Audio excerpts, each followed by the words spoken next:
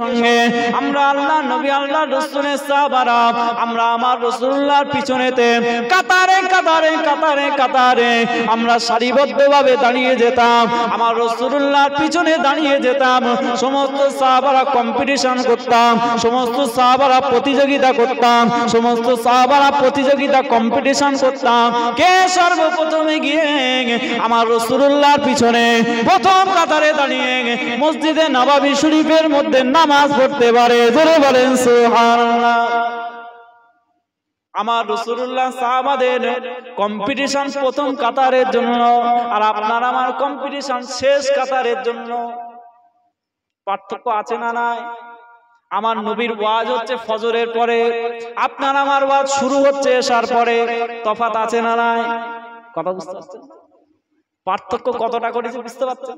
আমার নবী ফজরের পরে ওয়াজ করতেন, ফজরের পরে কিছুক্ষণ ওয়াজ করতেন সাহাবাদেরকে নিয়ে, ওয়াজ করে তারপর সব সাহাবারা যে যার কাজে চলে যেতেন। আর আমাদের ওয়াজটা শুরু হয় এশার পরে। ইসলামটাকে তো আমরা বুড়ো করে ফেলেছি। ইসলাম জওয়ান, কিন্তু আমরা তো জোর করে টেনে টেনে বুড়ো করেছি। এশার পরে আর এনার্জি থাকে? এনার্জি ফজরের পরে থাকে। বুঝতে পারছেন না? আমার রাসূলের সাহাবারা কি সুন্দর করে ওয়াজ শুনতেন, আমার আপনার মতো এরকম ওয়াজ তারা শুনতেন না।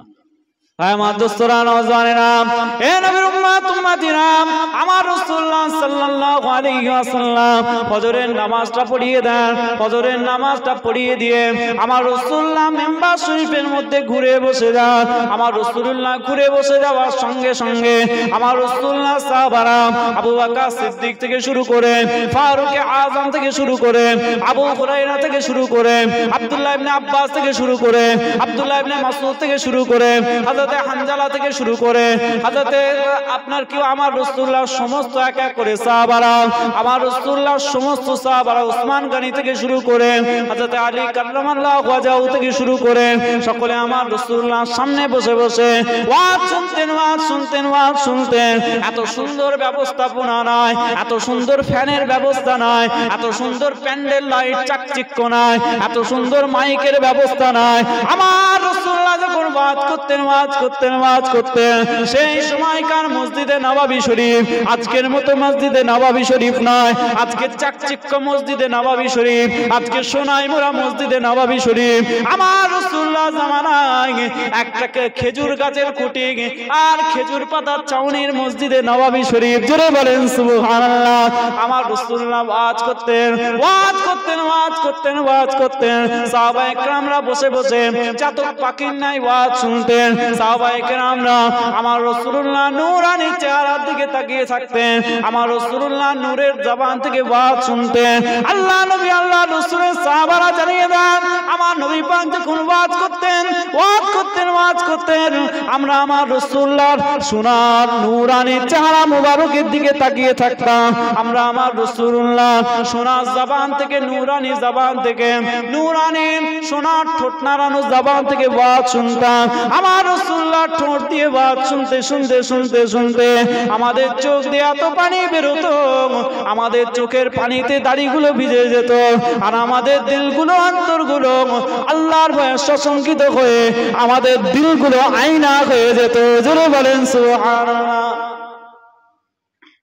তাহলে ওয়াজ শুনতে শুনতে শুনতে শুনতে আমাদের দিলগুলো এমন একটা হাল তৈরি হতো, আমাদের দিলগুলো আয়না হয়ে যেত, আয়নার মতো চকচকে হয়ে যেত। নবীর দরবার থেকে যখন বেরিয়ে আসতাম, সাহাবাদের হালটা, অন্তরটা এমন হতো, নবীর দরবার থেকে যদি বেরিয়ে আসেন, বেরিয়ে আসার সাথে সাথে তারা বুঝতে পারতেন যে তাদের এই দিলের মধ্যে আর কারোর প্রতি কোনো হিংসা নেই। বলবেন না সুবহানাল্লাহ?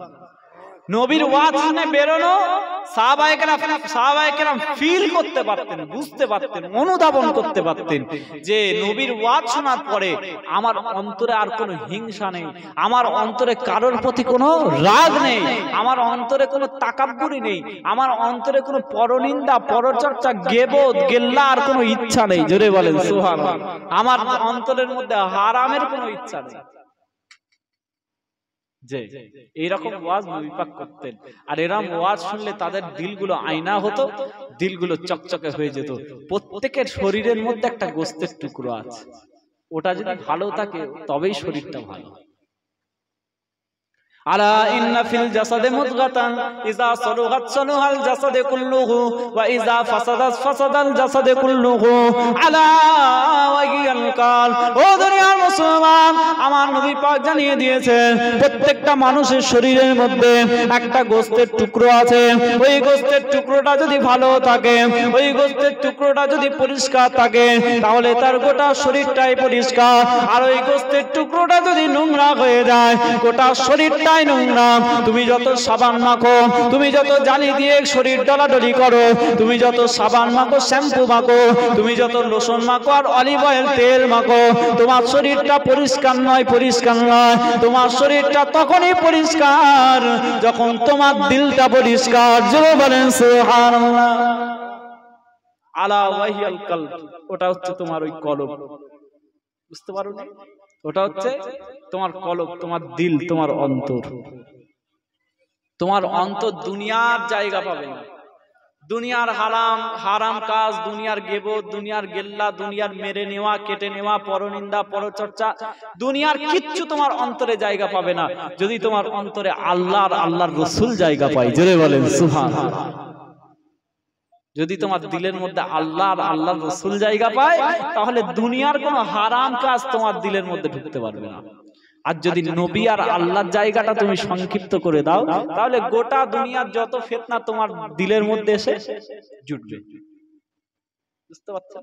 নামাজে দাঁড়াবেন, মসজিদে নামাজে দাঁড়াবেন, আপনার জুম্মার নামাজই হোক, সবচেয়ে গুরুত্বপূর্ণ নামাজ তো নাকি সপ্তাহের মধ্যে সবচেয়ে গুরুত্বপূর্ণ নামাজ। আজকে জুম্মার দিন ছিল, জুম্মার নামাজ। আচ্ছা, আপনাদের এখানে জুম্মার নামাজে মসজিদটা ভর্তি হয়ে যায় নাকি? এই মসজিদটা পুরো বাইরে পর্যন্ত ভর্তি হয়ে যায়? যে কোনটা? শুধু ওই ভেতরটা ভর্তি হয়? আরে এটা বাইরের চাতানটা জুম্মার দিনে আসে। তা ওয়াক্তিয়া নামাজে কি অবস্থা? এক কাতার, তিন কাতার, দু কাতার? মাশাআল্লাহ। যাই হোক, আল্লাহ পাক যেন মুসল্লিটাকে বাড়িয়ে দেন। বলেন আল্লাহুম্মা আমিন। ওই মসজিদের উন্নতি কল্পেই তো বসে আছেন নাকি এতক্ষণ ধরে? যেন আল্লাহ পাক ওই মসজিদটাকে কবুল করে নেন। বলেন আল্লাহুম্মা আমিন। এই পিছনটা ঢালাই বাকি আছে, আপনারা সব দান করবেন, যে সবাই দান করবেন যেন ঢালাইটা মাশাআল্লাহ কমপ্লিট হয়ে যায়। তারপরে ভেতরটা আপনারা সুন্দর করে মার্বেল টার্বেল পাথর দিয়ে আরো সুন্দর হবে নাকি ইনশাআল্লাহ? জোরে বলেন ইনশাআল্লাহ। আল্লাহর ঘরের ব্যবস্থা কে করে দেবেন? আমার আল্লাহ। খেজুর গাছের খুঁটির মসজিদে নববী আজকে আর আছে? ব্যবস্থা করে দিয়েছেন কে? জোরে বলেন আল্লাহ। সারা পৃথিবীতে ওই মক্কা শরীফের, হারাম শরীফের চত্বরে যে চাতানে যে মার্বেল পাথরটা আছে, আর মদিনা শরীফের কিছুটা অংশে ওই মার্বেল পাথরটা আছে। বুঝতে পেরেছেন? ওই মক্কা শরীফে কাবা শরীফের চত্বরে আছে, আর মদিনা শরীফে কিছুটা আছে ওই মার্বেল পাথর। ওই মার্বেল পাথরটা যত রোদের তাপই হোক, ওই পাথরটা কিন্তু গরম হয় না। বাকি যত এক্সটেন্ড করা হয়েছে, পরবর্তীতে যত বাড়ানো হয়েছে, সেগুলো আবার অন্য পাথর, সেগুলো গরম হয়। অরিজিনাল যে পাথরটা, যেটা একদম কাবা শরীফের চত্বরটা, যেটা বেশ কিছুটা এলাকা জুড়ে যে পাথরটা, ওই পাথরটা কিন্তু গরম হয় না। যত রোদের তেজি হোক, আল্লাহ পাক ওই পাথরটাকে, এই দুটো হারাম, একটা হচ্ছে মক্কা শরীফ আর একটা মদিনা শরীফ, আমার নবীর দরবার আর আল্লাহ পাকের কাবা ঘরের এই এলাকার জন্য আল্লাহ পাক এই পৃথিবীর জমিনে ওই পাথরটাকে নির্দিষ্ট করে রেখেছেন। জোরে বলেন সুবহানাল্লাহ। নবীর জামানাতে হয়নি, কিন্তু এই পাথরটা কোন একটা দেশে একটা ছোট পাহাড়, ওই পাথরের পাহাড়, সেই পাহাড়টুকুই শুধু ওই পাথরটা ছিল, আর ঘুরে ঘুরে ওই পাথরটা টোটালি মক্কা শরীফ আর মদিনা শরীফে লেগেছে। এখন আর ওই পাথরটার দুনিয়াতে অস্তিত্ব নাই। বুঝতে পেরেছেন? তাহলে আল্লাহ পাক ব্যবস্থা করে দেবে। নবীর জামানায় ছিল না, রাসূলদের ইব্রাহিম আলাইহিস সালামের জামানায় যখন কাবা শরীফ নির্মাণ হয়, তখন ওসব পাথর ছিল না, কিন্তু আল্লাহ পাক নির্দিষ্ট করে রেখেছেন পরবর্তীতে কি হবে। সুতরাং আপনাদের এই মসজিদে একসময় অন্যরকম ছিল। মসজিদে নববী শরীফও খেজুর গাছের খুঁটি ছিল। সেই উস্তুনে হান্নানের ঘটনা শোনেন, যে খেজুর গাছের খুঁটি ঠক ঠক ঠক ঠক করে কাঁপছে আর কাঁদছে, যেন মনে হচ্ছে বাচ্চা ছেলের মতো কাঁদছে। জোরে বলেন সুবহানাল্লাহ। তার অন্তরে নবী মুহাম্মদ ঢুকিয়ে দিয়েছে কে? আমার আল্লাহ। তাহলে সব কিছুই আমার আল্লাহ পাক ব্যবস্থা করে দেবে। ভাই আমার দোস্তরা নওজওয়ানেরা, এ নবীর উম্মত উম্মতিরা, সারা পৃথিবীর মধ্যে অন্যতম শ্রেষ্ঠ মসজিদ আমার রাসূলুল্লাহর মসজিদ, মসজিদে নববী শরীফ। মসজিদে নববী শরীফ যখন এক্সটেন্ড করা হলো, মসজিদে নববী শরীফ যখন বাড়িয়ে দেওয়া হলো, আমার রাসূলুল্লাহ সাহাবায়ে কেরামকে ডেকে বললেন, ও আমার সাহাবারা শোনো শোনো শোনো শোনো, আমার এই এত ছোট মসজিদে নববী শরীফের মধ্যে আমার সমস্ত সাহাবাদের আর জায়গা হচ্ছে না। আমার সাহাবাদের সংখ্যা আস্তে আস্তে আস্তে আস্তে বেড়েই চলেছে, আর সাহাবারা এইটুকু মসজিদে আর ধরছে না। তোমরা একটা কাজ করো, নতুন নতুন খুঁটি নিয়ে এসো, আর এই যে খুঁটিগুলো রয়েছে এই খুঁটিগুলোকে যতটা চওড়া জায়গায় রয়েছে আর একটু তুলে তুলে চওড়া চওড়া করে দিয়ে মসজিদে নববী শরীফটাকে চওড়া করে দাও। জোরে বলেন সুবহানাল্লাহ। তো নিজেদের মসজিদকে বাড়ানো চওড়া করা এটাও তো আমার রাসূলুল্লাহ সুন্নাত, নবী তো শিখিয়েছে। মসজিদকে লোক সংখ্যা বাড়লে কিভাবে বড় করতে হবে, কিভাবে চওড়া করতে হবে, মানুষের জন্য বসার জায়গা করতে হবে। কথা ঠিক? এই যে জলসার মসজিদ, এরও তো একটা আদব আছে, সবেরই একটা আদব আছে। যে আল্লাহ পাক রব্বুল আলামিন জানিয়েছে, যখন তোমরা মজলিসে বসবে, নবীর মজলিসে বসবে, তাফাসসাহু ফিল মজলিস ফাফসাহু ইয়াফসাহিল্লাহু লাকুম। তোমরা মজলিসে যখন বসবে তখন মজলিসটা প্রশস্ত করে দেবে, যেন আরো মানুষ এসে বসতে পারে। ফাফসাহু ইয়াফসাহিল্লাহু লাকুম। তোমরা যদি মজলিসকে প্রশস্ত করে দাও, তাহলে আমার আল্লাহ পাক তোমাদের জন্য আবার জায়গার ব্যবস্থা করে দেবেন। কোথায়? ফিল জান্নাহ, আল্লাহর দয়ার জান্নাতে। জোরে বলেন সুবহানাল্লাহ। তো কুছ পানে কে লিয়ে কুছ খোনা ভি পড়তা, কিছু পেতে গেলে কিছু স্যাক্রিফাইস করতে হয়। এই যে কষ্টের মধ্যে, হাওয়া নেই বাতাস নেই, আপনারা কষ্ট করে বসে আছেন, এর থেকে জাযাত যেটা পাবেন আল্লাহর তরফ থেকে, সেটা এই কষ্ট থেকে অনেক বেশি আরামের ব্যবস্থা আমার আল্লাহ করে দেবেন। জোরে বলবেন না সুবহানাল্লাহ। একবার সুবহানাল্লাহ বলছেন, একবার আলহামদুলিল্লাহ বলছেন, জান্নাতে একটা করে আপনার জন্য, আপনার নামে নামে একটা করে গাছ আল্লাহ পাক রেজিস্টার করে দিচ্ছেন। বলুন সুবহানাল্লাহ। তাহলে প্রত্যেকটা ছোট ছোট আমল কিন্তু আমাদের কাছে গুরুত্ব আছে। কোন জিনিস এমন নেই যে যেটা গুরুত্ব নেই। এটা যে কথা বলছিলাম, আমার দোস্তরা নওজওয়ানেরা, হে নবীর উম্মত উম্মতিরা, আল্লাহ নবী আল্লাহ রাসূল দিন দুনিয়ার বাদশাহ হাবিবুল্লাহ জনাবে মুহাম্মদুর রাসূলুল্লাহ সাল্লাল্লাহু আলাইহি ওয়াসাল্লাম সমস্ত সাহাবাদেরকে ডাকলেন, ও আমার সাহাবারা, আজকে দিনেতে আমার মসজিদে নববী শরীফটাকে বড় করতে হবে, মসজিদে নববী শরীফটাকে চওড়া করতে হবে। যাও যাও যাও যাও, চলে যাও চলে যাও, একটু মসজিদে নববী শরীফের কাজে লেগে যাও। মসজিদে নববী শরীফটাকে খুঁটিগুলোকে তুলে তুলে তুলে তুলে মসজিদে নববীটাকে একটু চওড়া করে দাও, তাতে করে আমার সমস্ত সাহাবারা মসজিদের ভিতরে এসে নামাজ পড়তে পারে। একটু চওড়া করে দাও। সাহাবা একরাম কাজটা শুরু করলেন, একটা একটা করে খুঁটি তোলার চেষ্টা করছেন। তোরা হচ্ছে যেই খুঁটিটার কাছেতে আমার রাসূলুল্লাহর মিম্বার মুবারক ছিল, যেই খুঁটিটার কাছেতে আমার রাসূলুল্লাহ দাঁড়িয়ে থাকতেন, যেই খুঁটিটার কাছেতে আমার রাসূলুল্লাহ সাহাবাদেরকে নিয়ে ওয়াজ করতেন, যেই খুঁটিটার কাছেতে আমার রাসূলুল্লাহ খুতবা দিতেন, ওই খুঁটিটা যখন সাহাবা একরাম তোলার জন্য চেষ্টা করেছেন, সাহাবা একরাম নিজের কান দিয়ে শুনতে পান ওই খুঁটিটার ভিতর থেকে একেবারে বাচ্চা ছেলেদের মতো কান্নার আওয়াজ আসে। জোরে বলেন সুবহানাল্লাহ। সাহাবায়ে কেরাম অবাক হয়ে গেলেন, দৌড়ে গেছেন নবী পাকে, ইয়া রাসূলুল্লাহ, ইয়া হাবিবাল্লাহ, আপনি যে এই খুঁটিটায় দাঁড়িয়ে ওয়াজ করেন না, আপনি যে খুঁটিটায় দাঁড়িয়ে দাঁড়িয়ে খুতবা দেন, আমাদেরকে বক্তব্য দেন, ওয়াজ করেন, যে খুঁটিটায় দাঁড়িয়ে দাঁড়িয়ে আপনি মাঝে সাঝে একটু হেলান দিয়ে বসেন, একটু রেস্ট নেন,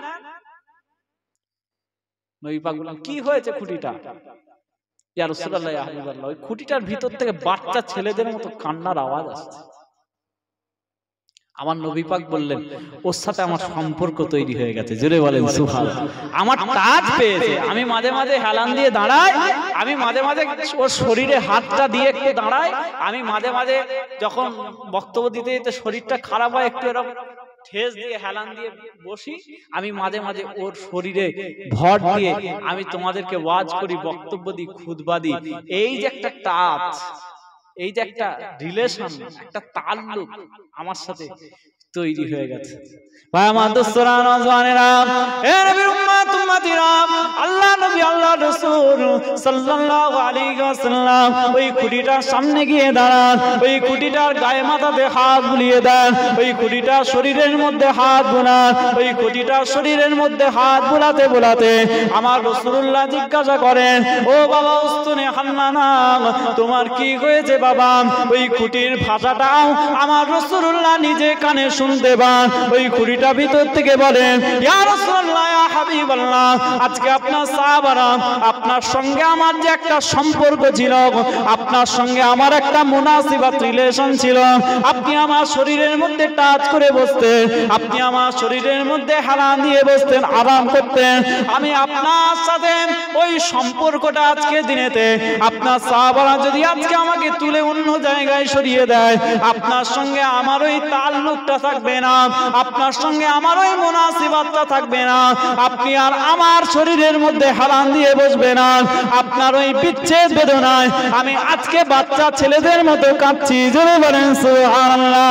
আমার রাসূলুল্লাহ জানিয়ে দেয়, ও বাবা খেজুর গাছের খুঁটি, যাও যাও, আজকে আর কাঁদতে হবে না, তোমার সঙ্গে দুনিয়াতে আমার যেমন সম্পর্ক, আমার আল্লাহ পাক রব্বুল আলামিন তোমার সঙ্গে জান্নাত পর্যন্ত আমার সঙ্গে একই রকম সম্পর্ক থেকে যাবে। জোরে বলেন সুবহানাল্লাহ। আজকেও আপনি মসজিদে নববী শরীফে ঢুকবেন, যারা মদিনা শরীফ যায় তাদেরকে জিজ্ঞাসা করবেন, যারা এখানে খোঁজ খবর নিতে পারে, শুধু ঘুরে চলে আসে, যেমন ফুরফুরায় যায়, ওরা মদিনায় গেলে তাকে জিজ্ঞেস করলে পারবে। যারা টোটো করে ঘুরতে যায়, কিরাম দেখতে রে, ওরে বাপ রে, কিরাম গম্বুজ রে, কিরাম ডিজাইন রে, কিরাম এইসব জিনিস দেখতে যারা যায়, এই যারা জিনিস দেখতে যায় তারা বলতে পারবে। যারা দিলে আমার রাসূলের মোহাব্বত নিয়ে মদিনা শরীফে গেছে, তাদের জীবনের গুনাহটাও মাফ করে চলে এসেছে, তার সাথে সাথে তারা মদিনা শরীফের ইতিহাসটাও নিজেদের বুকের মধ্যে ধারণ করেছে। জোরে বলেন সুবহানাল্লাহ। বুঝতে পারলেন? পয়সা থাকলেই মদিনায় যাওয়া যায় না বাবা। কোটি কোটি মানুষ, বহু মানুষের কোটি কোটি টাকা আছে, খবর নিয়ে দেখেন একজনও যেতে পারেনি। মদিনায় যাওয়াটা অত সহজ নয়। আল্লাহ পাক যাকে লিখে রাখেন সেই কাবা শরীফে যেতে পারে, সেই আমার নবীর দরবারে যেতে পারে। জোরে বলেন সুবহানাল্লাহ। এখনো যদি আপনি মসজিদে নববী শরীফে ঢোকেন, ওই মসজিদে নববী শরীফে এখনো দেখতে পাবেন একটা পিলার আছে, যেই পিলারের নাম উস্তুনে হান্নানা। বলুন সুবহানাল্লাহ। একটা পিলার আছে চওড়া, একটা মেম্বার সুন্দর করে একটা পিলার করা আছে, যে পিলারটার নাম উস্তুনে হান্নানা। ওই পিলারটার সরাসরি নিচেতে ওই উস্তুনে হান্নানার ওই কাঠটাকে দাফন করা আছে আজ পর্যন্ত। জোরে বলেন সুবহানাল্লাহ। বুঝতে পেরেছেন? তাহলে ওই কাঠের ইজ্জত বেড়ে গেল। আমার নবীকে স্মরণ করে, নবীকে মোহাব্বত করে একটা কাঠেরও ইজ্জত বেড়ে যায়। আর আপনি আমি নবীর উম্মত হয়ে কে তাসের আড্ডায়, কে মদের আড্ডায়, কে জুয়ার আড্ডায়, কে ফেন্সি ডিল, কে গাঁজা, কে বার, কে নাটক, কে থিয়েটার, বায়োস্কোপ, ডান্স, হাঙ্গামা, মেলা, এইসবের মধ্যে পড়ে আছে। কথা বুঝতে পারছেন? একটা কাঠ জান্নাতি হয়ে যাচ্ছে। নবী পাকের উম্মত উম্মাতিদের এই সমস্ত ঘটনা শুনেও লজ্জা পাওয়া দরকার, যে আল্লাহ আমি পারলাম না, একটা কাঠ জান্নাতি হয়ে গেল, একটা খেজুর গাছের খুঁটির এত মর্তবা হয়ে গেল, আমি পারলাম না। যে নবী মুসার একজন উম্মত, আমার নবীর শুধু নামেতে চুমু খেয়ে খেয়ে 100 বছরের গুনাহ মাফ হয়ে গেছে। জোরে বলবেন না সুবহানাল্লাহ। তা আমাদের সব ঘটনা শুনে নিজের অন্তরের মধ্যে অনুশোচনা হওয়া দরকার। আল্লাহ আমরা তো সেই রাসূলের উম্মত, আমাদের হবে না? হবে না কেন? লাইলাতুল কদরের রাতে কাঁদতে পেরেছেন?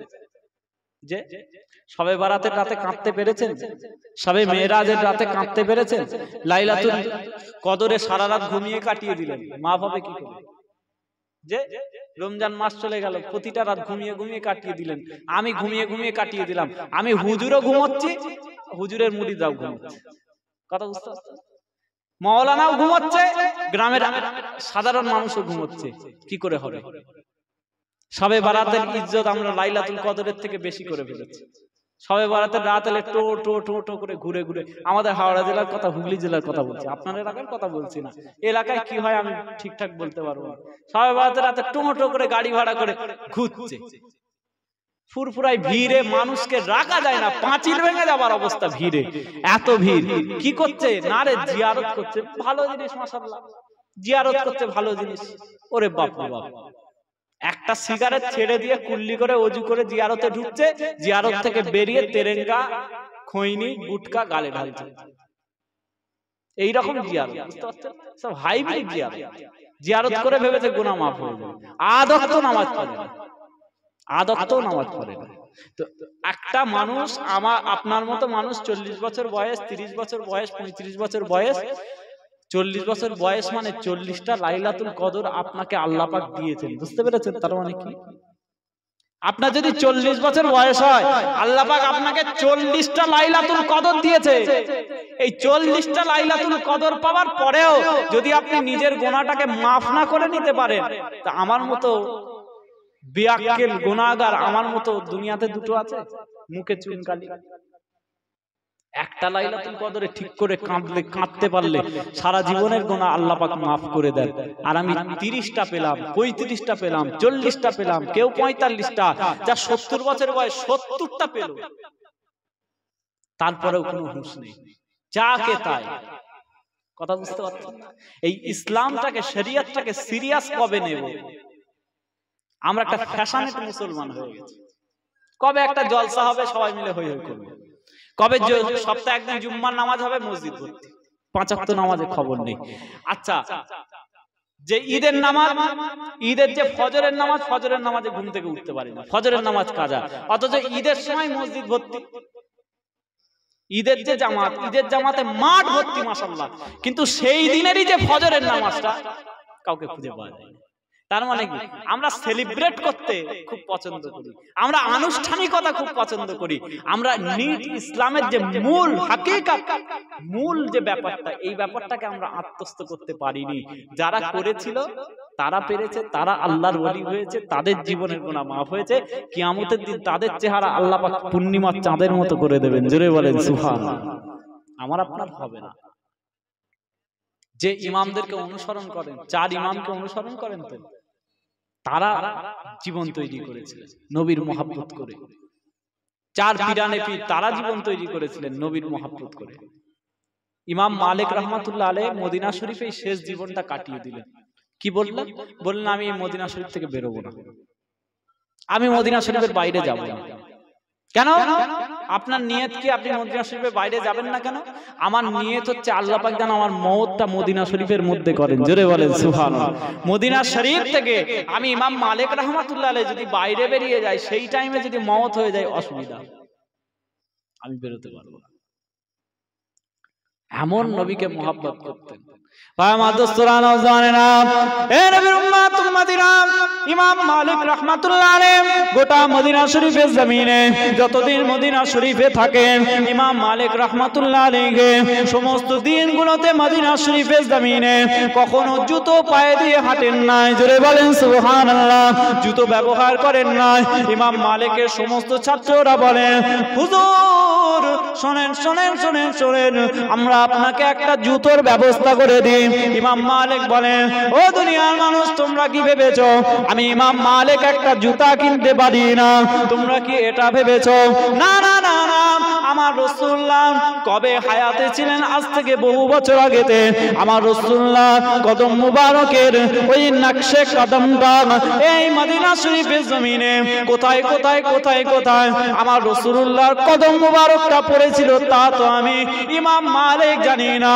আমার রাসূলুল্লাহর ওই নকশে কদমের উপর আমি ইমাম মালিক মদিনা শরীফে ঘুরতে ঘুরতে ঘুরতে ঘুরতে যদি জুতো পায়ে দিয়ে আমার রাসূলুল্লাহর ওই নকশে কদমের উপর যদি কদম পড়ে যায়, আমার বড় বেয়াদবি হয়ে যাবে, আমার জীবনের সমস্ত আমলগুলো বরবাদ হয়ে যাবে।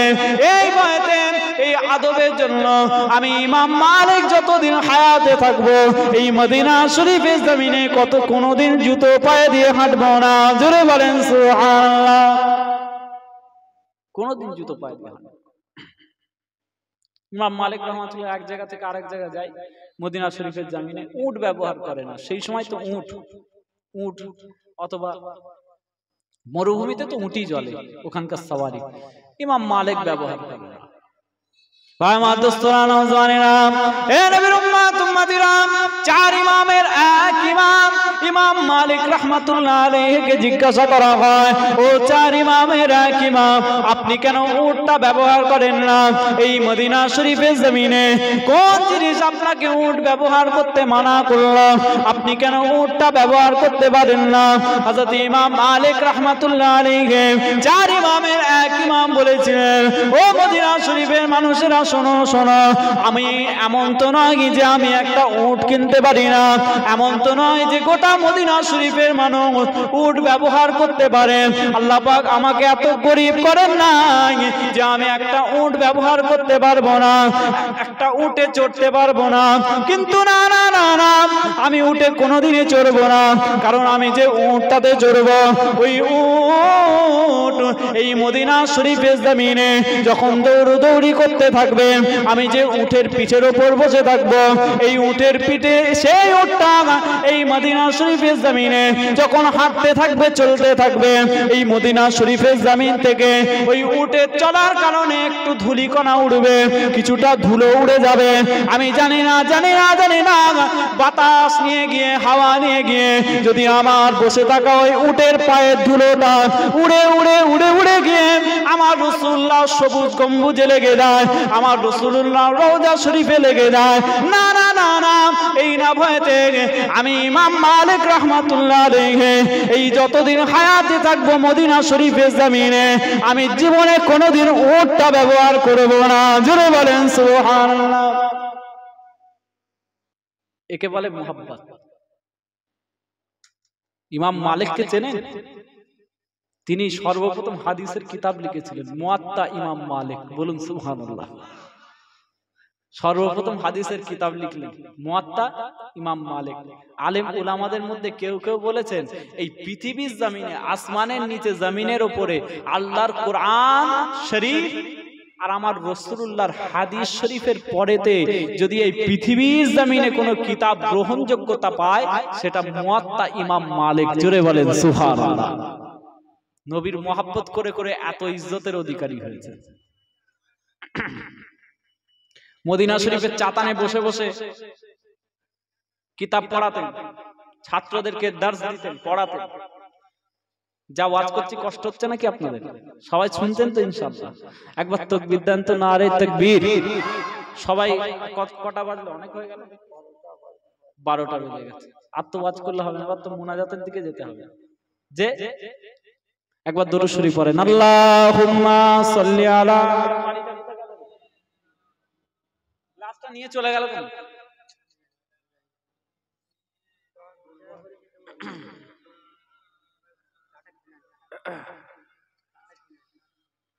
আচ্ছা,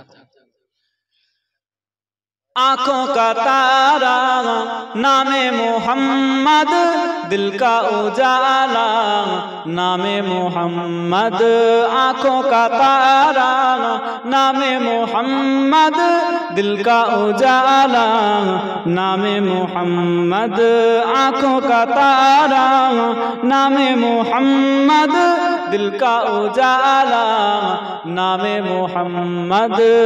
दौलत जो चाहो दोनों जहां की कर लो वजीफा नामे मोहम्मद। दौलत जो चाहो दोनों जहां की कर लो वजीफा नामे मोहम्मद, दिल का उजाला नामे मोहम्मद, आँखों का तारा नामे मोहम्मद, आँखों का तारा नामे मोहम्मद, दिल का उजाला नामे मोहम्मद। पूछेगा रब तू लाया है क्या क्या, मैं ये कहूँगा नामे मोहम्मद। पूछेगा रब तू लाया है क्या क्या, मैं ये कहूँगा नामे मोहम्मद, दिल का उजाला नामे मोहम्मद, आँखों का तारा नामे मोहम्मद, आँखों का तारा नामे मोहम्मद, दिल का उजाला नामे मोहम्मद।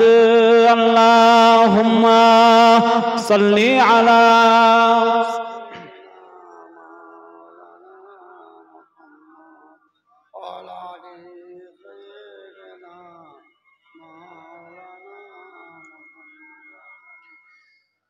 साहिबे कुरान आप हो,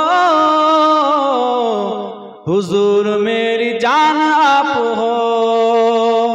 साहिबे कुरान आप हो, हुजूर मेरी जान आप हो। मैं आम सा बेनाम सा वजूद, बेआम सा बेनाम सा वजूद, मेरी तो पहचान आप हो, हुजूर मेरी जान आप हो, हुजूर मेरी जान आप हो। साहिबे कुरान आप हो, हुजूर मेरी जान आप हो। खुदा के बाद मेरे हुजूर, खुदा के बाद मेरे हुजूर, दिलों के हुक्मरान आप हो, हुजूर मेरी जान आप हो। साहिबे कुरान आप हो, हुजूर मेरी जान आप हो, हुजूर मेरी जान आप हो। अल्लाहुम्मा सल्ली अला।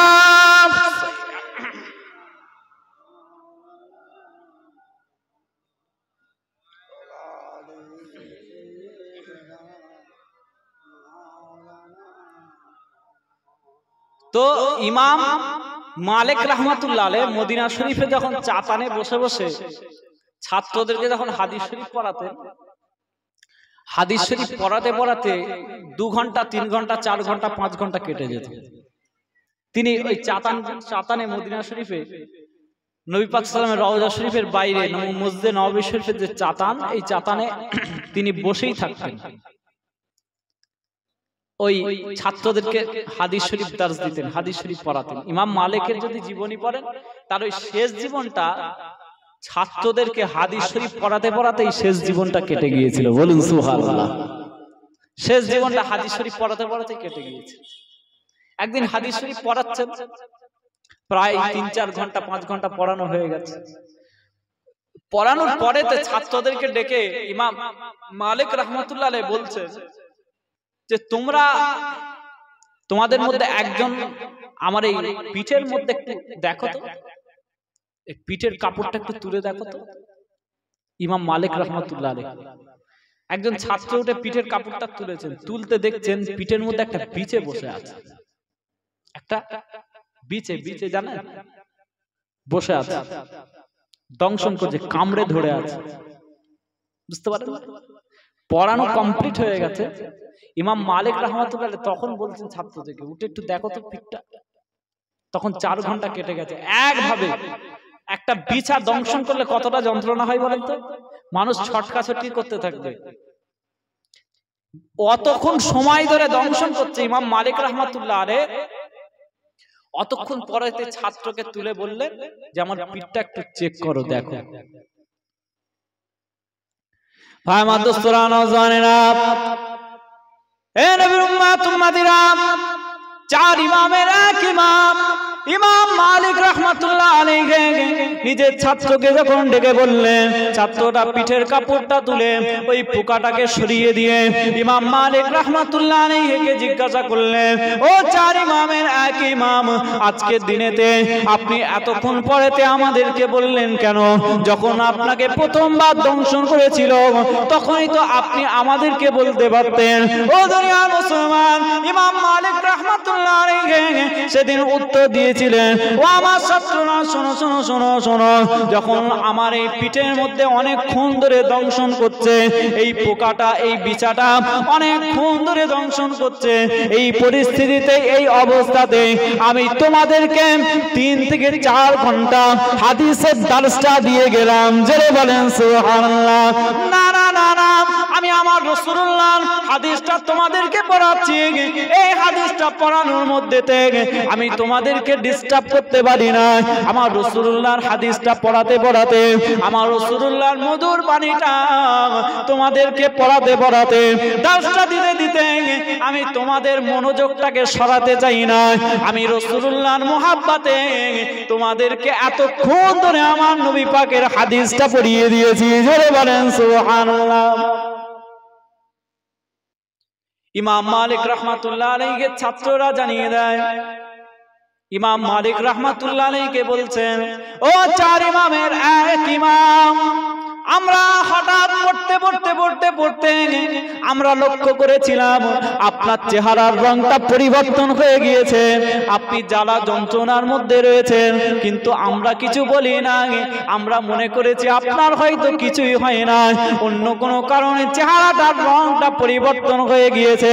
ইমাম মালিক রাহমাতুল্লাহ আলাইহি নিজের ছাত্রদেরকে উদ্দেশ্য করে বলেছিলেন, ও আমার ছাত্ররা শোনো শোনো শোনো শোনো, আমি আমার রাসূলুল্লাহর হাদিস শরীফটা দাস দিচ্ছিলাম দাসটা দিতে দিতে তোমাদেরকে হাদিস শরীফটা পড়াতে পড়াতে আমি এই মসজিদে নববী শরীফের যে চাতানে বসে রয়েছি, আমি যদি চোখটা ফিরালে আমার চোখটা আমার রাসূলুল্লাহ সবুজ গম্বুজের দিকে যায়, আমার রাসূলুল্লাহ সবুজ গম্বুজের দিকে একবার করে যায়, আর আরেকবার করে আমি তোমাদের দিকে চোখটা ফিরিয়ে নিয়ে আবারও পড়াতে আরম্ভ করে দিই।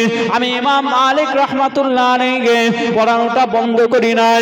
যখন আমি দেখতে পেলাম একেবারে যন্ত্রণাটা অসহ্য হয়ে যাচ্ছে, যখন যন্ত্রণাটা অসহ্য হয়ে যায়, আমি আমার চোখটা আমার রাসূলুল্লাহ রওজা শরীফের সবুজ গম্বুজের দিকে একবার করে তাকাই। রাসূলুল্লাহ রওজা শরীফে তাকানোর সঙ্গে সঙ্গে আমার যন্ত্রণাটা আসান হয়ে যায়। জোরে বলেন সুবহানাল্লাহ। এই জন্যই আমি ইমাম মালিক রাহমাতুল্লাহ আলাইহি তোমাদেরকে 3 থেকে 4 ঘন্টা এই অবস্থাতেই পড়াতে পারলাম। জোরে বলেন সুবহানাল্লাহ। আমার নবীর মুহাব্বতে নবীর রওজার দিকে তাকালে দুনিয়াই ভুলে যায় আর যন্ত্রণা। বলুন সুবহানাল্লাহ। দুনিয়াটাই ভুলে যায়, দুনিয়াটা কি জিনিস, খায় না মাটি, দুনিয়াটাই ভুলে যায় আর ওইটুকু যন্ত্রণা। একবার করে রাসূলুল্লাহর সবুজ গম্বুজের দিকে তাকায়,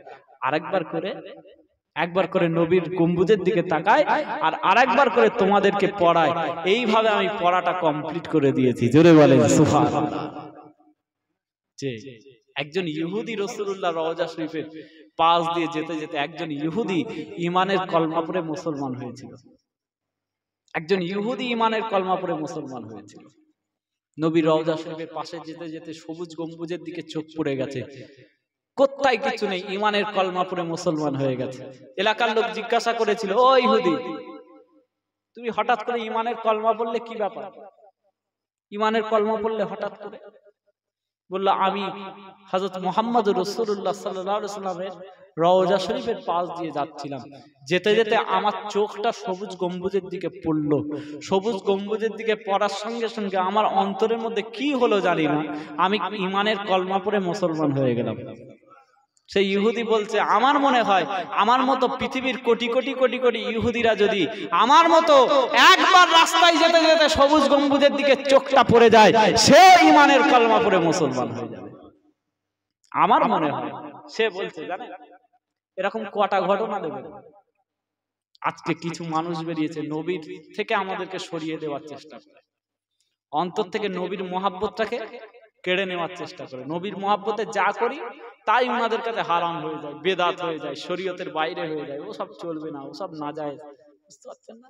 এই নাজায়েজ হারাম বেদাত করে করে ওদের দিকে তাকাবেন, দেখতে পাবেন ওরা শরীয়তের মধ্যেই নেই, কোন কালচারই ওদের মধ্যে নেই। এই ঈদের সময় ফতোয়া ডেলিভারি করেছে। ঈদের সময় ওনাদের বড় বড় শায়েখরা, ঘোমটাওয়ালা শায়েখ দেখবেন, ইউটিউবে ফেসবুকে সোশ্যাল মিডিয়ায় দেখেন না, ঘোমটা পড়ে থাকে, উন্না দিয়ে এরকম ঘোমটা দিয়ে থাকে, ঘোমটাওয়ালা শায়েখ বলি আমরা। নাজদি, এই নাজদি ওই সমস্ত শায়েখগুলো ঈদের আগে থেকে ফতোয়া দিয়েছে, জানেন? ফতোয়া দিয়েছে ঈদের নামাজ পড়ে যে আমরা যে কোলাকুলি করি, এই কোলাকুলি করা চলবে না, এটা নাকি বেদাত। এটা হাস্যকর কথা নয়? যে এটা একটা হাস্যকর কথা নয়? ঈদের দিনেতে খুশি করে ভাই ভাই মুসলমান মুসলমান মিলবে, ওইটাকেও কুড়ুল দিয়ে ভেঙে দেওয়ার চেষ্টা করছে। এরকম ভাবে ইসলামের প্রত্যেকটা বিষয়, নামাজে হাত তুলে দোয়া চাওয়া যাবে না, এই নবীর মিলাদ করা যাবে না, নবীর আলোচনা করা যাবে না, কিয়াম করা যাবে না, কথা বুঝতে পারছেন না? এই সব রেসানি করা যাবে না, মিলাদ করা যাবে না, বাপ মা মরে গেলে তার জন্য দোয়া চাইবে, এই মহা মুশকিল কথা। হাদিস শরীফে আছে যে 3 প্রকার মানুষ, 3টে রাস্তা আছে, ইন্তেকালের পরে কবরে শুয়ে শুয়ে সওয়াব পাওয়ার 3টে রাস্তা আছে। এক হচ্ছে সদকায়ে জারিয়া, 1 নম্বর কি সদকায়ে জারিয়া। এই ধরেন আপনি এই মসজিদ হচ্ছে, মসজিদে কিছু টাকা দিয়ে গেলেন, 1000 টাকা 2000 টাকা 5000 টাকা, এই মসজিদ তৈরি হচ্ছে যে দিয়ে গেলেন, এই মসজিদটা যখন কমপ্লিট হয়ে যাবে তারপর তো আপনার কোনো খরচ করার রাস্তা থাকবে থাকবে শুধু একটা মেইনটেনেন্সের যে খরচ। এখন আপনি ধরেন মসজিদ তৈরি হচ্ছে দিয়ে দিলেন, সেই টাকায় মসজিদে কিছুটা কাজ হলো, সেই মসজিদে কেউ যদি নামাজ পড়ে আপনি কবরে শুয়ে শুয়ে কিয়ামত পর্যন্ত সওয়াব পাবেন। এটা হচ্ছে সদকায়ে জারিয়া। আপনি একটা কুয়া খুঁড়ে দিলেন, অথবা এই মসজিদের ওযুখানার জন্য আপনি কিছু ব্যবস্থা করে দিলেন, যতজন ওযু করবে আপনি সওয়াব পাবেন কবরে শুয়ে শুয়ে, দুনিয়াতে থাকতেও সওয়াব পাবেন, পরেও সওয়াব পাবেন। এটাকে বলা হয় সদকায়ে জারিয়া। 2 নম্বর হচ্ছে এমন আপনি জ্ঞান আছে আপনার এমন, যেটা আপনি ছাত্রদেরকে দিয়ে দিয়ে ছাত্র বাই ছাত্র তারপরে এইভাবে সেই এলেমটা, সেই শিক্ষাটা, জ্ঞানটা রোলিং হচ্ছে। এই জ্ঞানটা শিক্ষাটা রোলিং হলে যত আপনার ছাত্র আরেকজনকে শেখাবে, সে আরেকজনকে শেখাবে, সে আরেকজনকে শেখাবে, নামাজ শেখাচ্ছে, রোজা শেখাচ্ছে, কোরআন শরীফ পড়া শেখাচ্ছে, এতে করে আপনি কবরে শুয়ে শুয়ে সওয়াব পাবেন, বলুন সুবহানাল্লাহ। 3 নম্বর রাস্তা, দুনিয়াতে এমন সন্তান রেখে গেছে যে সন্তান আপনার জন্য দোয়ার ব্যবস্থা করবে, বুঝতে পারছেন? এই ঘুমটালা মলি সাহেবরা এই 3 নম্বরটাকে কেটে দেওয়ার চেষ্টা করছে, মানে কবরে যাওয়ার পরে দোয়ার লাইনটাকে বন্ধ করার চেষ্টা করছে। তার মানে যত পারা যায় মানুষকে জাহান্নামে নিয়ে যাওয়ার রাস্তা ক্লিয়ার করার চেষ্টা করছে। এরা হচ্ছে নাজদি, এরা ওই নাজ থেকে এসেছে। নাজ হচ্ছে ফিতনার জায়গা। আমার রাসূল নাজদের জন্য দোয়া চান, নবী পাক হাত তুলেছিলেন, আল্লাহ পাকের দরবারে হাত তুলেছিলেন, আল্লাহুম্মা বারিক লানা ফি শামিনা ওয়ালানা ফি ইয়ামানিনা। আল্লাহ নবী দোয়া করেছিলেন, সামনে একজন সাহাবা বসে আছেন, ইয়া রাসূলুল্লাহ ওয়ালানা ফি নাজদিনা, আমাদের নাজদের জন্য একটু দোয়া করেন। আমার নবী আওয়াজ দোয়া করেন, আল্লাহুম্মা বারিক লানা ফি শামিনা ওয়ালানা ফি ইয়ামানিনা। আল্লাহ পাক আমাদের শামে বরকত দান করেন, আমাদের ইয়ামানে বরকত দান করেন। ওই ব্যক্তি আবার বলছে, ইয়া রাসূলুল্লাহ ওয়ালানা ফি নাজদিনা। আমার নবী আবার বললেন না। 3 নম্বর নবী দোয়া করলেন, আল্লাহুম্মা বারিক লানা ফি শামিনা ওয়ালানা ফি ইয়ামানিনা। আল্লাহ আমাদের শামের জন্য বরকত দেন, ইয়ামানের জন্য বরকত দেন। ওই ব্যক্তি আবার বলছে, ওয়ালানা ফি নাজদিনা, ইয়া রাসূলুল্লাহ আমাদের নাজদের জন্য একটু দোয়া চান। আমার নবী বললেন, নাজদের জন্য আমি দোয়া চাইতে পারবো না, কারণ কিয়ামতের পূর্বে ওই নাজ থেকে শয়তানের শিং বেরোবে, যেই ফিতনায় সারা পৃথিবী ফিতনা হয়ে যাবে, শয়তানি ফিতনা ওখান থেকে বেরোবে। তো এই সমস্ত ঘুমটাওয়ালারা হচ্ছে নাজদি, আব্দুল ওয়াহাব নাজদির অনুসারী। খোঁজ নিয়ে দেখবেন ব্যাকগ্রাউন্ড, ওরা হচ্ছে আব্দুল ওয়াহাব নাজদির অনুসারী, যে শয়তানের ফিতনা শুরু করেছিল নাজ থেকে, যাদের জন্য আমার রাসূলুল্লাহ দোয়া চাননি, নবী পাক ওদের জন্য দোয়া চাননি, কারণ নবী জানতেন ওখান থেকে শয়তানি ফিতনা বেরোবে। আর শামের জন্য দোয়া চাইলেন, ইয়ামানের জন্য কেন দোয়া চাইলেন? শাম হচ্ছে নবীদের জায়গা, আর ইয়ামান হচ্ছে ওলিদের জায়গা। জোরে বলেন সুবহানাল্লাহ। এই জন্য আমার রাসূল দোয়া চাইলেন, আল্লাহুম্মা বারিক লানা ফি শামিনা ওয়ালানা ফি ইয়ামানিনা। আল্লাহ পাক শামের জন্য আপনি বরকত দেন, ইয়ামানের জন্য বরকত দেন, কারণ শাম দেশেতে আপনার অনেক নবী এসেছেন, আর ইয়ামান দেশেতে আপনার ওলিরা এসেছেন। ওয়াইস আল কারনি নাম শুনেছেন?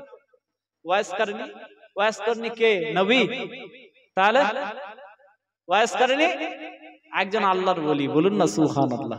নবী, আল্লাহর নবী যখন হায়াতে ছিলেন তখন ওয়াইস কারনিও হায়াতে ছিলেন, জানেন আপনারা?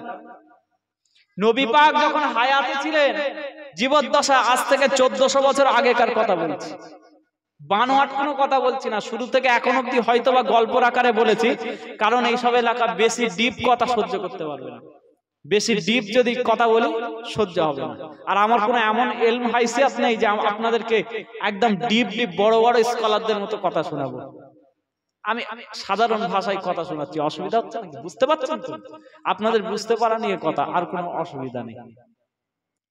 তো ওয়াইসাল কারনী রাহমাতুল্লাহ আলাইহি তিনি যখন জীবদ্দশায় হায়াতে ছিলেন তখন কিন্তু মদিনা শরীফে আমার রাসূলুল্লাহ হায়াতে ছিলেন, আমার নবী পাক হায়াতে ছিলেন, ওয়াইসাল কারনী ওয়ালি সেও হায়াতে ছিলেন, আমার রাসূলুল্লাহ আল্লাহর নবী তিনিও হায়াতে, ওয়াইসাল কারনী আল্লাহর ওয়ালি তিনিও হায়াতে, কিন্তু ওয়াইসাল কারনীর সাথে আমার রাসূলুল্লাহ জীবনে কোনোদিন দেখা হয়নি।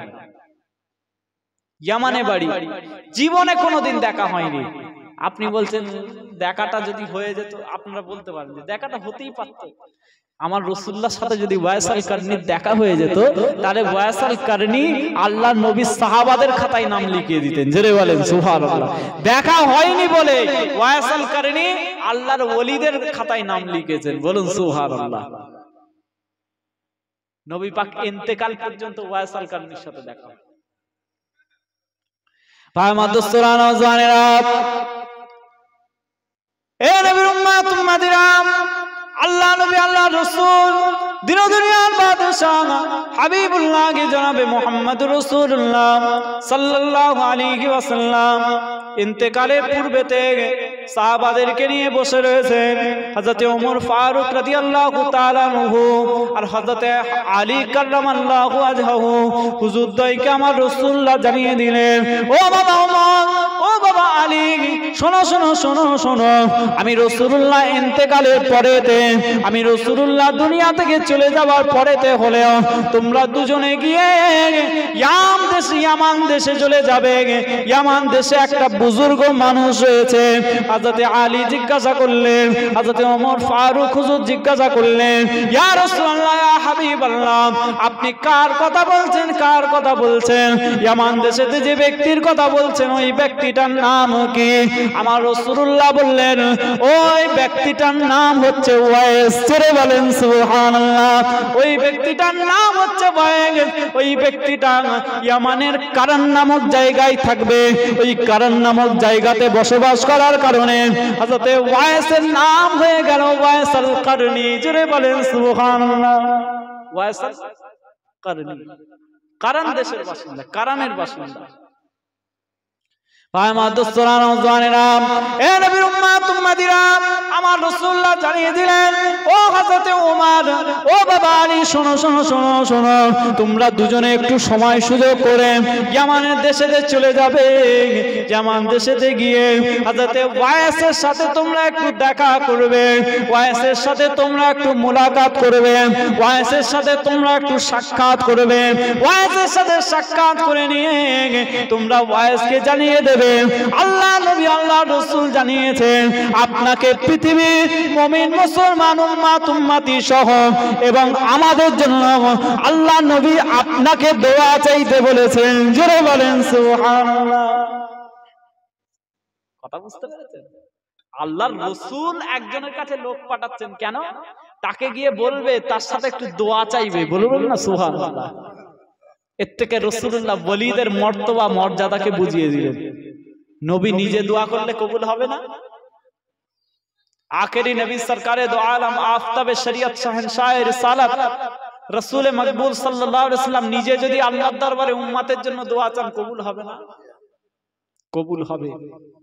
আমার রাসূলুল্লাহ ওলিদের মর্যাদা, ওলিদের মর্তবা জানানোর জন্য দুজন জালিলুল কদর সাহাবাকে একজন ওলির কাছে পাঠালেন। তার কাছ থেকে একটু উম্মতিদের জন্য এবং তোমাদের নিজেদের জন্য একটু দোয়া চেয়ে নেবে।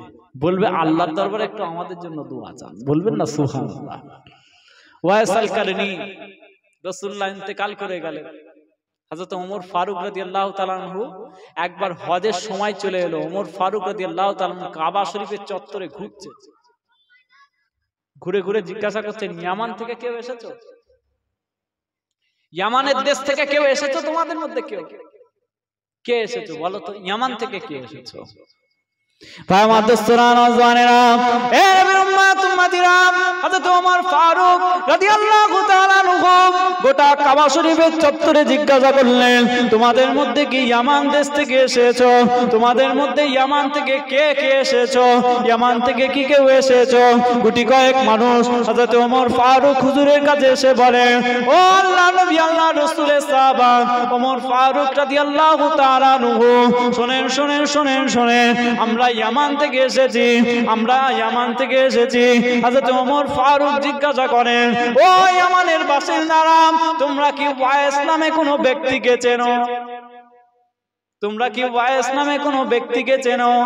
হযরত ওমর ফারুক জিজ্ঞাসা করছেন, ইয়ামানের লোকগুলো জানিয়ে দেন, ও আল্লাহর নবী, আল্লাহর রাসূলের সাহাবারা, ওয়াইসকে তো আমরা চিনি, কিন্তু ওয়াইসের সাথে আপনাদের কি সম্পর্ক এটা বুঝতে পারছি না।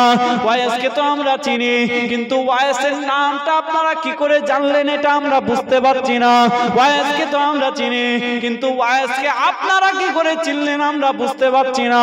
সে তো একটা পাগল, সে তো একটা মাজুব, সে তো একটা দিওয়ানা, তার সঙ্গে দুনিয়ার সাধারণ মানুষের কোনো সম্পর্ক নেই। সে যখন চলাফেরা করেন তাকে একটা থেকে মাজুব মনে হয়, সে যখন বসে থাকে চলাফেরা করেন তাকে দেখলে একটা পাগল মনে হয়। ওই পাগলের সাথে আপনার মতো একজন জালিলুল কদর সাহাবা, আমার রাসূলুল্লাহর এত বড় একজন সাহাবা হচ্ছেন আপনারা, আপনাদের সঙ্গে ওই দিওয়ানা ওই পাগলের কি সম্পর্ক? হযরত ওমর ফারুক জানিয়ে দেয়, ওই আমাদের বাসিন্দারা, শোনো শোনো শোনো শোনো, তোমরা তাকে পাগল ভাবতে পারো, কিন্তু আল্লাহ নবী আমাদেরকে ওই পাগলের কাছেই দোয়া চাইতে পাঠিয়ে দিয়েছে। ওলি আউলিয়াদের কাছে মানুষ গেলে এরা পিছনে কাটি করে, কেন যাস? ও সব জায়গায় যে কিছু হবে, ওরা কিছু দিতে পারবে, ওদের কাছে কি আছে, কেন যাস? নবী পাঠিয়েছেন সাহাবাদেরকে একজন মাজুব, একজন দিওয়ানা ওলির কাছে। জোরে বলবেন না? কেন ইমাম শাফি আর ইমাম আহমদ ইবনে হাম্বল বিশের হাফিকে চেনেন? বিশের হাফি বলে একজন ওলির নাম চেনেন আপনারা? ঘটনা শোনেন না? বিশের হাফি রহমাতুল্লাহ আলাইহি, যে ইমাম শাফি ইমাম আহমদ ইবনে হাম্বলের আমলে তারা গিয়ে বিশের হাফির দরবারে গিয়ে বসে থাকতেন। জোরে বলেন সুবহানাল্লাহ। একই ঘটনা, একই রকম। ওদিকে ওমর ফারুক আর হযরত আলী কিন্তু ইয়ামানে গিয়েছিলেন। হাদিসের কিতাব মুসলিম শরীফের হাদিস খুলে দেখেন, মুসলিম শরীফের হাদিসে আছে যে হযরত ওয়াইসের সাথে দেখা হয়েছিল। দেখা হওয়ার পরে ওয়াইসকে বলেছিলেন, আমার রাসূলুল্লাহ এতটুকুও বলেছিলেন যে ওয়াইসের শরীরের মধ্যে একটা কুষ্ঠ রোগ আছে দেখতে পাবে, আর সেই কুষ্ঠ রোগটা মিলিন হয়ে গেছে, একটা পয়সা যতটা হয়, একটা পয়সা, এই পয়সা পরিমাণ এই রোগটা ওর হাতের মধ্যে আছে, দেখে তোমরা চিনতে পারবে। আমার নবী এত দূর পর্যন্ত বলে দিয়েছিলেন, বলুন না সুবহানাল্লাহ। এত দূর পর্যন্ত বলে দিয়েছিলেন। দেখা হয়ে গিয়েছিল, ওয়াইস আল কারনি, আপনি একটু আমাদের জন্য দোয়া চান, আমার রাসূল পাঠিয়েছেন, একটু উম্মতে মুহাম্মাদীদের জন্য দোয়া চান। ওয়াইস আল কারনি আমার নবীর কথা শুনে দোয়া চেয়েছিলেন। জোরে বলেন সুবহানাল্লাহ। আর এদিকে চার ইমামের এক ইমাম, ইমাম শাফি আর ইমাম আহমদ ইবনে হাম্বল বিশের হাফির কাছে গিয়ে বসে থাকে। এই জন্য বলছি, কিছু দুনিয়ায় কিছু মানুষ বেরিয়েছে ওলি আউলিয়াদেরকে ছোট করে, বুঝতে পারছেন না? খাজা সাহেব হুজুরের দরবারে যারা গিয়ে সেজদা করে, যারা গিয়ে ঢোল তবলা বাজায়, যারা গিয়ে আপনার কি বলে কাওয়ালি করে, তাদের দোষ না খাজা হুজুরের দোষ? কথা বলবেন না? কাদের দোষ? যারা গিয়ে তবলা বাজায় তাদের দোষ তো নাকি? না খাজা সাহেব হুজুরের দোষ? ফুরফুরাই গিয়ে যদি কেউ খারাপ কাজ করে, দাদা হুজুরের দোষ না, যে করছে তার দোষ? যে দাদা হুজুরের দোষ? দোষ নয়। ওলি আউলিয়াদেরকে অগ্রাহ্য করবেন না, যারা ভুল কাজ করছে। ফুরফুরা থেকে যদি কেউ আজমির শরীফে যায়, যে বলে ফুরফুরা থেকে এসেছি, আপনাকে মাথায় চাদর দিতে দেবে? বলবেন না, তো আমরা জানি তোমরা সব কিছু করো না, ঢুকে যাও, ঢুকে জিয়ারত করে এসো। জোরে বলবেন না সুবহানাল্লাহ। কত খাঁটি সিলসিলার অনুসরণ আপনারা করেন, বুঝতে পারছেন? মুশরিকরা বেদাতিরা দেখে ভয় পেয়ে যায়, দেখলে বলে ও ফুরফুরা, তোমরা তো জানি ওসব চাদর টাদর তোমরা দেবে না, ওসব কাওয়ালি ফাওয়ালি করবে না, যাও জিয়ারত করে ঘর চলে যাও। আমরা রাসূলুল্লাহর তরিকায়, সুন্নতি তরিকায়, নবী পাক যেমন শবে বরাতের রাত্রে আপনার জান্নাতুল বাকির সামনে দাঁড়িয়ে হাত তুলে দোয়া করেছিলেন, সেই রকম আমরা কবর মাজার শরীফের সামনে দাঁড়িয়ে আল্লাহর দরবারে হাত তুলে দোয়া চেয়ে বাড়িতে চলে আসি, তাই তো নাকি? সুতরাং ওলিদেরকে অগ্রাহ্য করবেন না, তাদেরকে ছোট করলে আল্লাহ পাক হয়তো আপনার জীবনে তাদের বদদোয়া এসে যেতে পারে। আপনি মানেন না আলাদা কথা, মানেন না তাতে কি হয়েছে? দুনিয়ায় কোটি কোটি মানুষ ওলিদেরকে মানে, বহু মানুষ মানে না, তাতে কিছু তাদের কোনো যায় এসে যাচ্ছে? তাদের কিছু কমে যাচ্ছে? কমে যাচ্ছে না। সুতরাং আপনি মানেন না ঠিক আছে, কিন্তু তাদেরকে ছোট করবেন না, এতে করে আপনার কিছু ক্ষতি হতে পারে।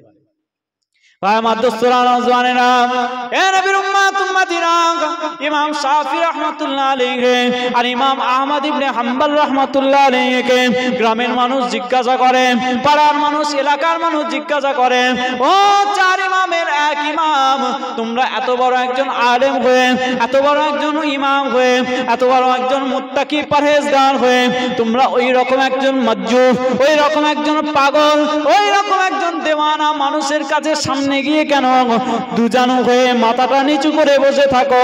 ওই রকম ব্যক্তির কাছে যাওয়া তোমাদের কি কোনো দরকার আছে? ইমাম শাফি রাহমাতুল্লাহ আলাইহি আর ইমাম আহমদ ইবনে হাম্বল রাহমাতুল্লাহ আলাইহি এক বাক্যে উত্তর দিয়েছিলেন, আমরা তোমরা আমাদেরকে বড় সম্মান করো, আমরা চার ইমামের এক ইমাম, আমাদেরকে তোমরা বড় সম্মান করো। আমরা কোরআন শরীফ পড়ে পড়ে কোরআন শরীফের ইলমটা অর্জন করে নিয়েছি, আমরা তাফসীর পড়ে পড়ে তাফসীরের ইলমটা অর্জন করেছি, আমরা ফিকহের মাসআলা ইস্তেমবাদ করে করে তোমাদের কাছে বড় সম্মানীয় হয়েছি, আমরা ইসলামের সারা শরীয়তের জ্ঞানটা নিজেদের অন্তরের মধ্যে ধারণ করে নিয়ে তোমাদের কাছে বড় ইজ্জত সম্মান আমরা পেয়েছি। কিন্তু না না না না, আমরা দুনিয়ার সমস্ত জ্ঞান অর্জন করেছি বটে, কিন্তু যে ইলমটা অর্জন করলে, যে ইলমে লাদুন্নিটা অর্জন করলে, যে ইলমে তাসাউফটা অর্জন করলে আমার আল্লাহ পাকের নৈকট্য অর্জন করা যায়, ওই ইলমটা আমাদের এখনো অর্জন করা হয়নি।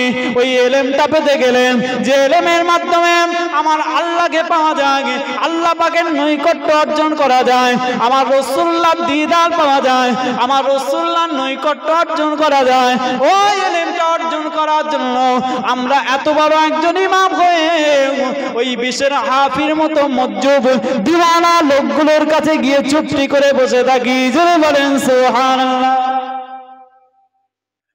তাহলে চার ইমামের এক ইমাম, এনাদেরকেও কিন্তু পিঠ ধরতে হয়েছে। কাকে পিঠ ধরেছে?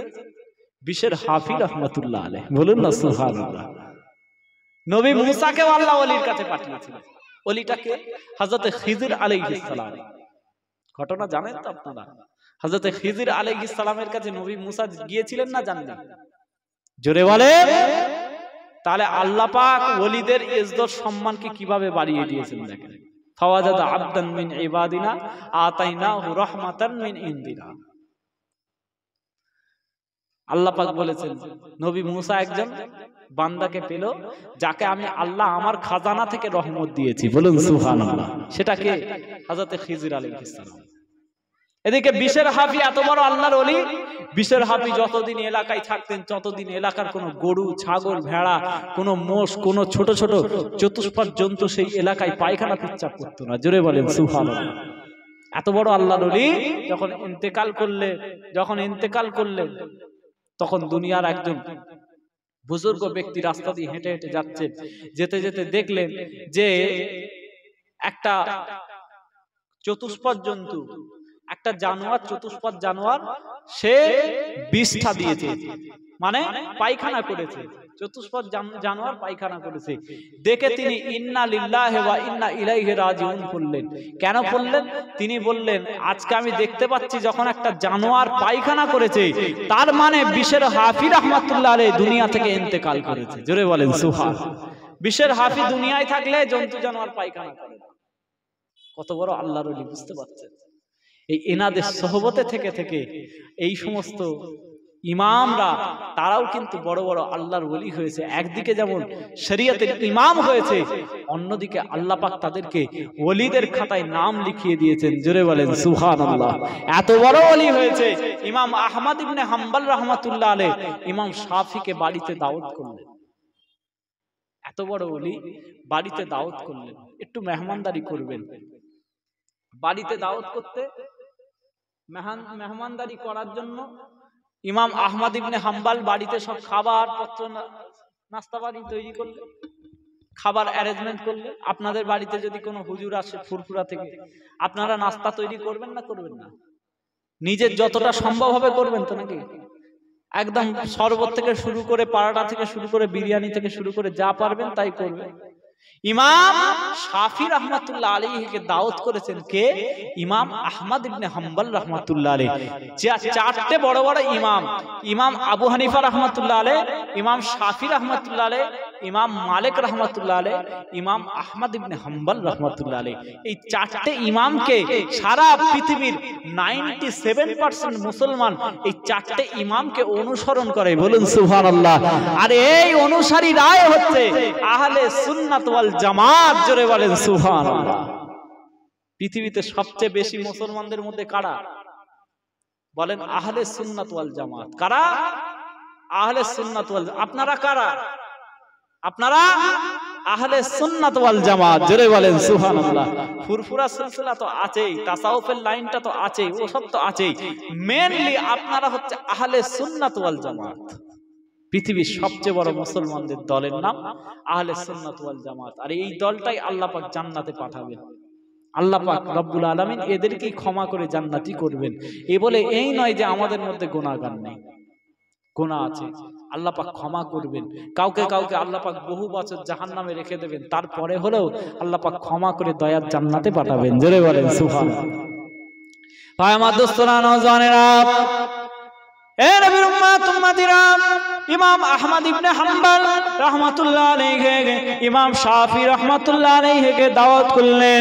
ইমাম শাফি রাহমাতুল্লাহ আলাইহি দাওয়াতে এসেছেন ইমাম আহমদ ইবনে হাম্বলের বাড়ির লোকেরা ইমাম শাফি রাহমাতুল্লাহ আলাইহিকে মেহমানদারি করার জন্য খাবারপত্র রেডি করলেন। সমস্ত খাবারগুলো রেডি করলেন। ইমাম আহমদ ইবনে হাম্বল রাহমাতুল্লাহ আলাইহি সমস্ত অ্যারেঞ্জমেন্টটা রেডি করলেন। চাকর চাকরানীরা, বাড়ির লোকেরা, তারা সমস্ত খাবারগুলোকে অ্যারেঞ্জ করে নিয়ে ইমাম শাফি রাহমাতুল্লাহ আলাইহির রুমের মধ্যে, হুজরার মধ্যে ইমাম শাফির কাছে পৌঁছে দিলেন। দস্তরখানটা বিছানো হয়ে গিয়েছে। ইমাম শাফি রাহমাতুল্লাহ আলাইহির সামনেতে সমস্ত খাবারগুলোকে রাখা হয়েছে। ইমাম শাফি রাহমাতুল্লাহ আলাইহি চার ইমামের এক ইমাম, তিনি ওই সমস্ত খাবারগুলোকে খেতে আরম্ভ করলেন। খেতে খেতে খেতে খেতে খাবার শেষ হয়ে গিয়েছে। ইমাম শাফি রাহমাতুল্লাহ আলাইহি লোকগুলোকে ডেকে বললেন, যাও যাও যাও যাও, চলে যাও চলে যাও, ইমাম আহমদ ইবনে হাম্বলের বাড়ি থেকে আরো এক খাঞ্চা খাবার নিয়ে এসো। একটা খাঞ্চা শেষ, দ্বিতীয় খাঞ্চা খাবার এসেছে। দ্বিতীয় খাঞ্চা খাবার খেতে খেতে খেতে খেতে ইমাম শাফি রাহমাতুল্লাহ আলাইহি শেষ। আমার দোস্তরা, নওজওয়ানেরা, এ নবীর উম্মত উম্মতিরা, অতঃপর ইমাম শাফি রাহমাতুল্লাহ আলাইহি আবারও পাঠিয়ে দিলেন, যাও যাও, চলে যাও চলে যাও, আর কি আছে আনো, আর কি রান্না বান্না খাবার দাবার আছে, আবারও খাঞ্চা করে নিয়ে এসো।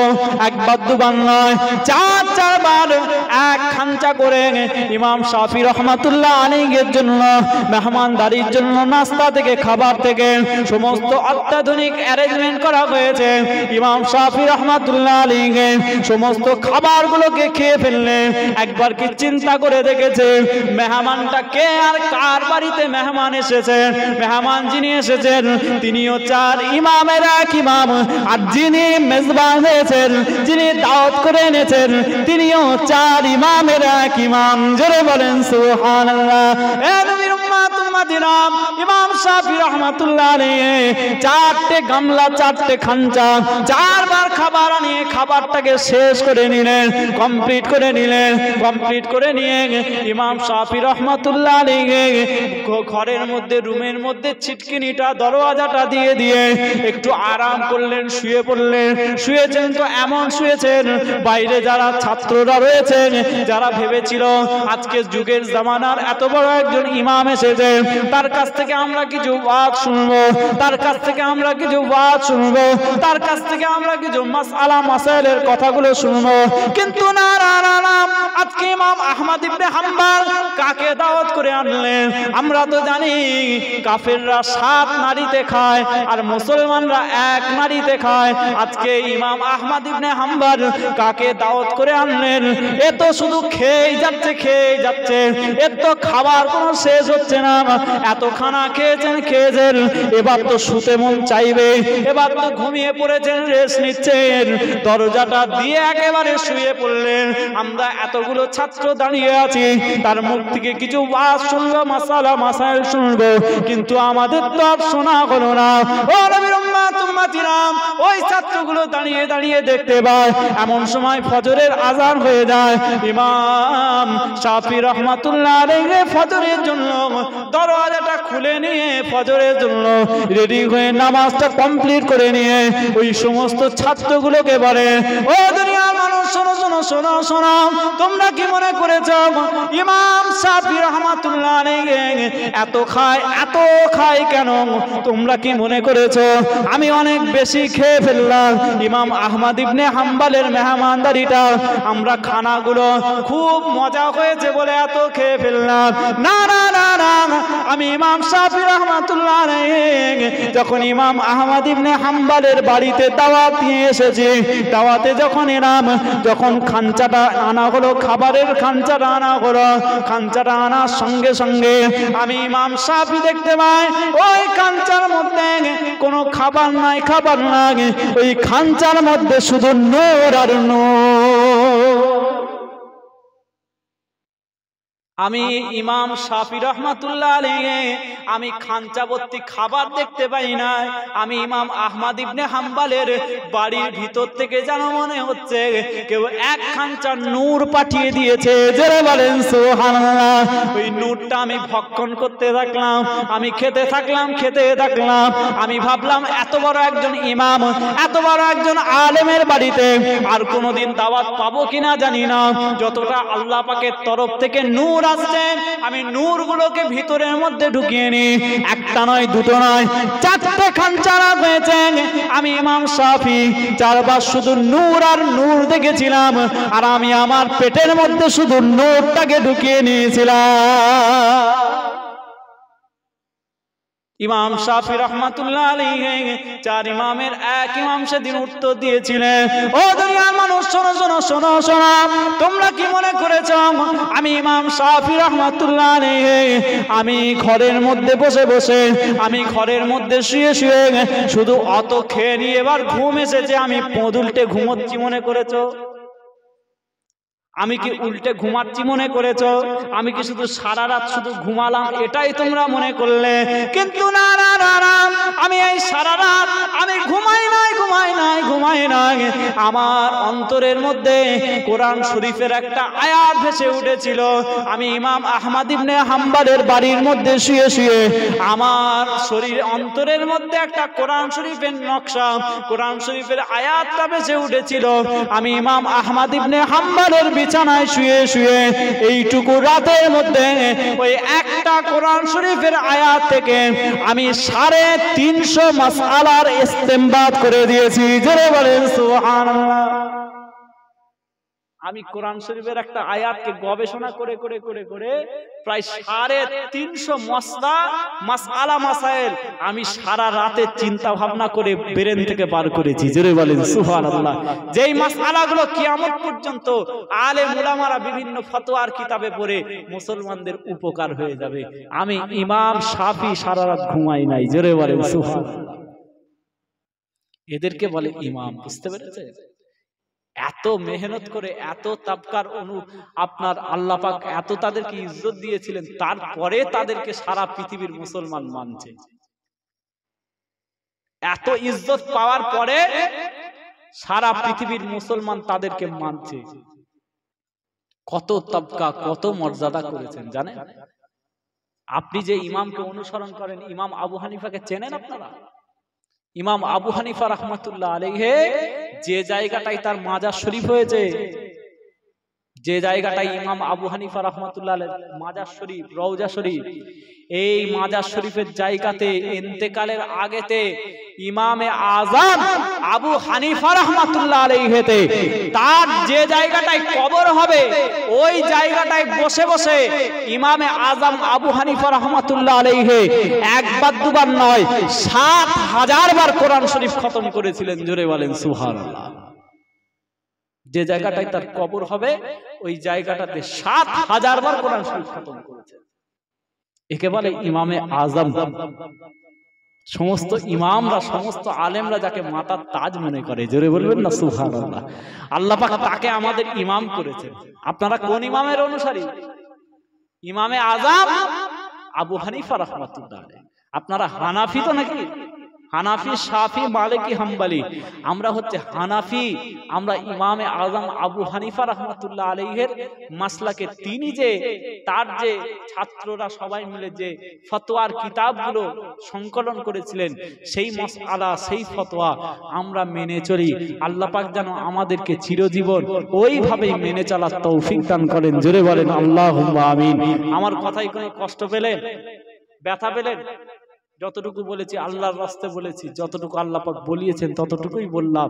রাত হয়েছে, আর বেশি লম্বা চওড়া করব না। এখন আমরা আখেরি মুনাজাত করব। প্রায় 1:45 বাজতে যাচ্ছে মনে হয়, প্রায় 12:40 বাজে, আর 20টা মিনিট সময় রয়েছে। আশপাশে যারা আছেন, মজলিসে যারা আছেন, সকলে বসে যান, রেডি হন আখেরি মুনাজাতের জন্য। আর যারা আশেপাশে ঘোরাফেরা করছেন, দূর দূরান্তে আছেন, সকলে মজলিসের মধ্যে চলে আসেন। আখেরি মুনাজাতে সকলে এসে উপস্থিত হয়ে যান। ওযু করবেন, পবিত্র হয়ে, পাক পবিত্র হয়ে, যাদের এশার নামাজ হয়নি তাড়াতাড়ি তারা নামাজ কালাম পড়ে এই মজলিসে এসে বসে যান। এশার নামাজ কাজা করে আবার মজলিসে বসে পড়বেন না, তাহলে এশাটাও যাবে, আবার হয়তো ফজরও যাবে। কারণ নামাজের নিয়ত থাকলে তবেই আল্লাহ পাক পরের নামাজটা পড়ার তৌফিক দেন। কথা বুঝতে পেরেছেন? একটা নামাজ যখন আপনি পড়ছেন, তারপরে যদি আপনি পরপর আরো নামাজ পড়তে পারেন, জানবেন আল্লাহ পাক আপনার আগের নামাজটাকে কবুল করেছেন। বলুন সুবহানাল্লাহ। একটা নামাজ আল্লাহ পাক কবুল করলে আল্লাহ পাক আরেকটা নামাজ পড়ার তৌফিক দেন। বুঝতে পেরেছেন? সুতরাং আল্লাহ পাক যেন আমাদের সকলকে নামাজি হওয়ার তৌফিক দান করেন, আর আমাদের দিলগুলোকে যেন আল্লাহ পাক আল্লাহ রাসূলের প্রেমেতে মত্ত করে ইসলামের শরীয়তের প্রত্যেকটা রুকুন আরকানকে সঠিকভাবে, সুন্দরভাবে মেনে চলার তৌফিক দান করেন। বলেন আল্লাহুম্মা আমিন। আমরা আখেরে মুনাজাত করব। তার আগে দরবারে ফুরফুরা শরীফ থেকে এসেছি আপনাদের খেদমতে। আপনাদের সকলের কাছে এতক্ষণ যে আলোচনা করলাম আল্লাহ পাক কবুল করেন, সকলে আমল করবেন, আল্লাহ পাক যেন তৌফিক দেন। তার সাথে সাথে এই মসজিদের কথা আমি শুরু থেকেই বলছিলাম, আপনাদের মসজিদের উন্নতি কল্পে এই মাহফিল জলসা, আপনারা এই মসজিদটা ভালো করে আবাদ করার জন্য প্রয়োজন। এই মসজিদের সামনের জায়গাটা ঢালাই হবে।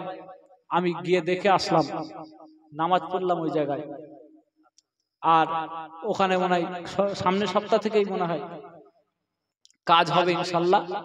সামনের জায়গাটা ঢালাই হলে টোটালটা পুরো একটা ছাদের তলায় হলে বেশ সুন্দর লাগবে। কথা ঠিক কিনা? পুরো মসজিদটা একটা সুন্দর পরিকাঠামো করে, একটা প্ল্যান প্রোগ্রাম করে একটা তৈরি হচ্ছে মাশাআল্লাহ।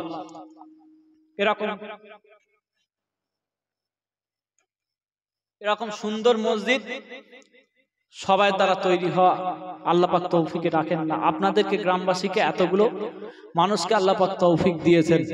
আমি চাইবো কদিনের মধ্যে কাজ শুরু হবে, যেন কোনো মাল ম্যাটেরিয়ালস এর অভাব না হয়, আপনারা যাতে সেটাকে দিয়ে পূরণ করতে পারেন। এই মসজিদের বাইরেটার ঢালাইয়ের জন্য রড, সিমেন্ট এবং বালি ইত্যাদি সমস্ত কিছু অনেক পরিমাণে লাগবে। পিলারগুলো কিছুটা উঠেছে, কিছুটা ওটা বাকি আছে। পুরোপুরি উঠলে তবে ঢালাইটা তার উপর পড়বে। আর ঢালাইয়ে অনেক বেশি রড আর সিমেন্ট আর স্টোন চিপ পাথর দরকার হয়। আপনাদের কাছে একটু গুনাহগার হাতটা পাতি, শেষ সময় আখেরি মোনাজাতের পূর্বেতে হাতটা পাতি। আপনাদের মধ্যে এমন কেউ আছেন যে 10 বস্তা সিমেন্ট এই ছাদ ঢালাইয়ের জন্য দেবেন? একজন ব্যক্তি আপনাদের মধ্যে 10 বস্তা